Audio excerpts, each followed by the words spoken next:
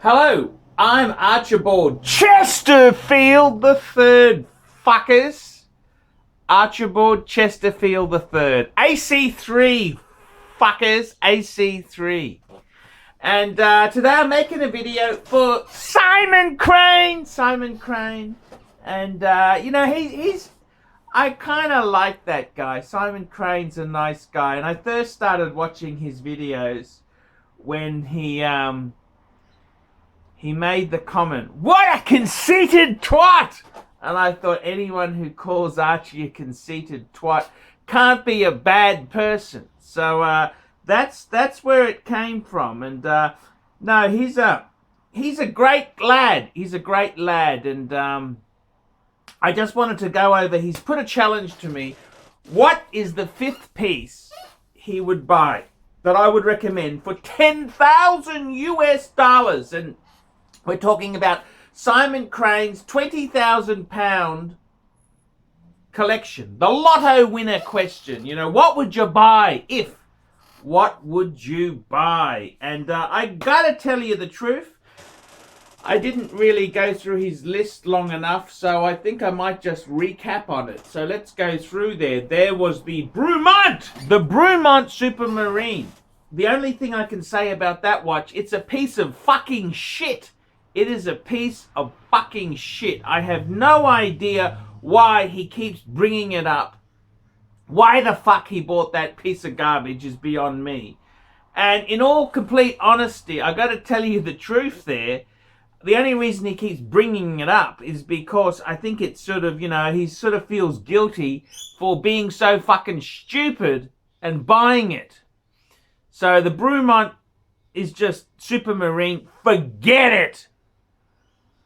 I mean, the thing I hate about Brumont is it's a brand set up by two tossers in London, two rich cunts in London who daddy's aeroplane crashed in France one day, and it's their bullshit fucking asshole rich person story, and they sound like a real bunch of cunts.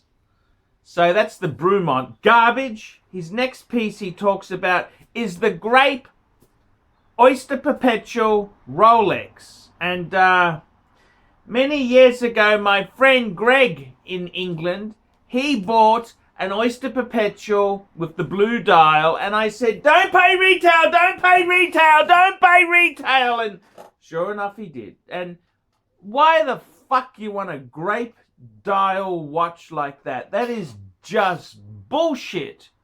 That's just bullshit. I mean, if you're going to buy a Rolex sports watch or you want that flavor, get a fucking Explorer 1 or get an Explorer 2. Get a sub. But fucking that's just bullshit. His next choice is his Zenith El Primo. Yeah, I kind of do respect that. That's a serious piece that there. Zenith is sort of it's a bit soft, Zenith is where Amiga, Zenith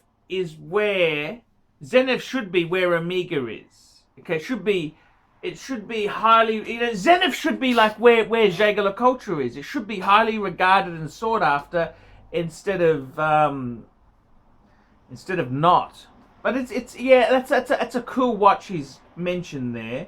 And fourthly, ArchieLuxury Reverso! The Reverso, fuckers! The Reverso. No, I'm wearing my gold sub. I just wanted to show it off to you nasty fuckers out there in the audience.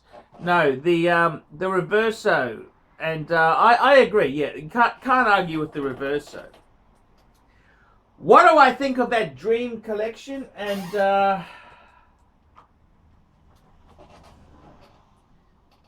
what do I think? There's nothing there that I mean, there's nothing there that is that fucking fantastic in that collection.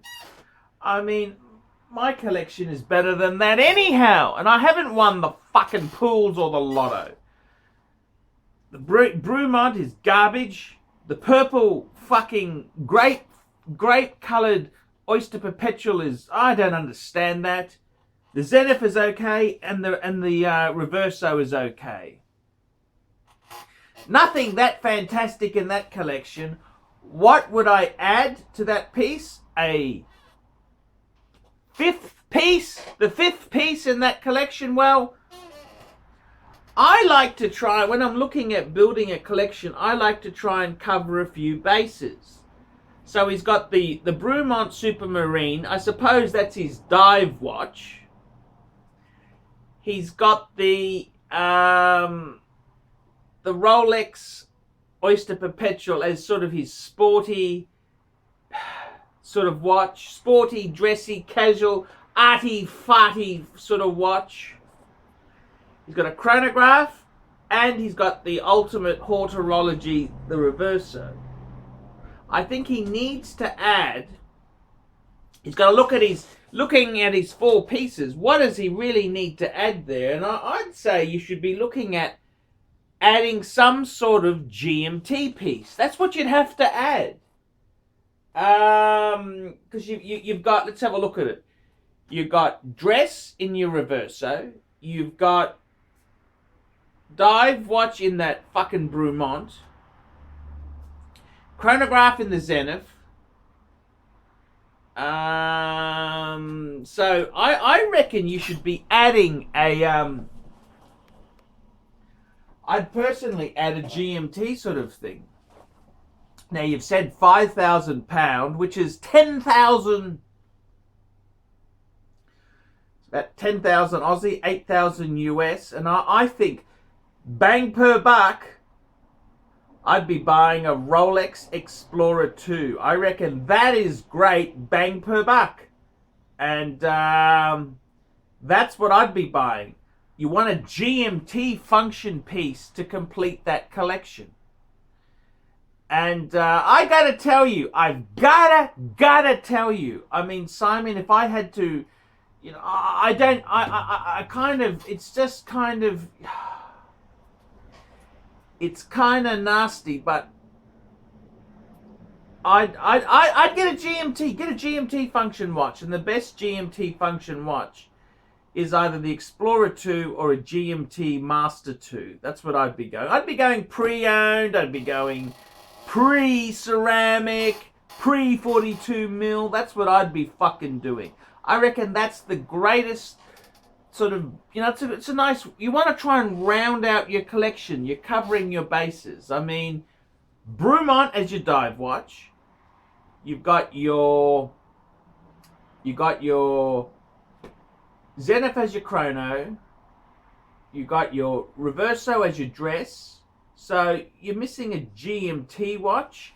And I suppose that's what gets me about the Oyster Perpetual. What is that? Some sort of sporty, casual sort of fucking thing? It's sort of a, yeah, that's why I don't get the genre of that watch. What is it? Is it a dress watch? Is it a casual watch? Is it a sports watch? I mean, the Oyster Perpetuals, in my opinion, have always been for cunts who can't afford to get the date version. They couldn't afford a fucking date just, so they bought an Oyster Perpetual. That's the sort of cunts who buy those fucking things. So, I think, yeah, you understand where I'm coming from. So, fuckers, that's my advice there. That's my advice there. What do I think of the collection if it came in for a paid review advice? The Brumont, shit. Replace that with a Submariner. Okay, so we get a sub. Actually, let's do it. Let's do that collection again. We replace it. The Brumont, we'll put a Sea Dweller in. Okay, number one. The Oyster Perpetual, we will flick that out, and we'll put a Explorer. Okay, let's have a think on this. Okay, what would we do? We'd get the Brumont will replace with a Sea Dweller. The Zenith El Primo will keep as a chrono. Although I desperately want to replace that with a moon watch. I think a better watch to put in there. The Reverso, that's a great horology dress watch. We would add as I've mentioned to you, we've already said we want to add the GMT, either a GMT or an Explorer 2. And so we've still got the hole with the Oyster Perpetual. See, it just doesn't fucking do anything for me. It doesn't do anything for me. See, I think if you want something, you know, instead of having that Oyster Perpetual, I'd put something like that in, okay? A Prez. That's something that is going to tell the hoi polloi when you're walking through the barrows to fuck off! Fuck off, maggot face! Fuck off, maggot face! Fuck off! Suck my prick! That's what you'd say in the barrow there. You're walking through the barrows. Fuck off! Suck my prick! And that's what you know, that's the sort of, that's what you want. That's a better piece. You know, it's a gold, fuck off, get out of my face, you piece of shit sort of watch. That's what I'd be putting in. But hey, who am I to argue with Simon Crane? I'm Archibald Chesterfield III. Tell me what you nasty, foul-mouthed, vicious fuckers think of that. Nice one, Archie. Great vid. We specialize here in pre-owned Rolex watches. Rolex watch is a very special timepiece, and we always do the servicing exactly as factory specifications. We buy a pre-owned piece and we put it into brand new condition. We have Rolex certified technicians working on that. We completely disassemble the piece, we adjust and polish and change every single part of the watch. You have to have certified watchmakers that know what they're doing. If you have an expensive car, you're just not going to bring it to any mechanic that doesn't know what they're doing. You spend $5,000, it's like if you put money in the safe deposit box. And 1 or 2 years from now, you will keep having your $5,000. We have to spend a lot of money to get all this equipment together, but makes me feel I'm doing what I'm supposed to do. It's not a question of money, it's my passion. Jewelers on time, simply the best. Hello, my name is Jessica and I'm a huge ArchieLuxury fan. I absolutely love the ArchieLuxury channel. Archie is just so cool and so funny.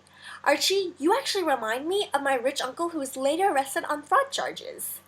I also think that Archie is, rather cute if you like overweight, middle-aged, lower middle-class white guys with 4 children. I'm so proud that ArchieLuxury has over 5 million YouTube views. That is amazing considering the number of shitty slideshows that fool produced in the early days. Jokes aside, I really love the ArchieLuxury character and I'm proud to promote the channel. Thank you, Archie, for making me laugh and smile every day of my life. I'm also just so happy that you finally got a job after working for those mean assholes at KBR. Waste management seems to fit you like a glove. I also really love your wife's watch collection. That Patek Philippe 24 has my name written all over it. I also really love your Louis Vuitton stack of hard case suitcases. So, question. Any chance you could send me a few? Thank you, Archie. Oh, fuck you, Volkswagen.